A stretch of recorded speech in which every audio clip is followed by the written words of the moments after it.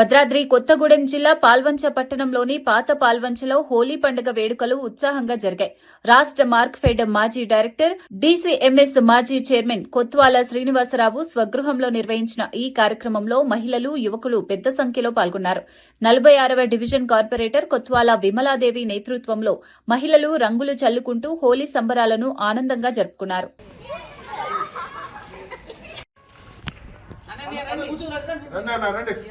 కూర్చోండి మంచిగా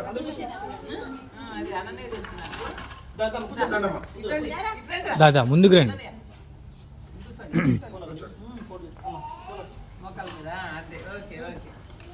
ఇప్పుడు చెప్పండి.